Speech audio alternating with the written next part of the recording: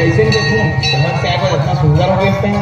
शहर की तो बात ही अलग है। अब तोरा ही देख ले, दौड़ने से नहीं बनने वाला गाँव में रखे। अरे तोला तो मोरे भी बनना है और साथ में मोह भी नहीं बना है।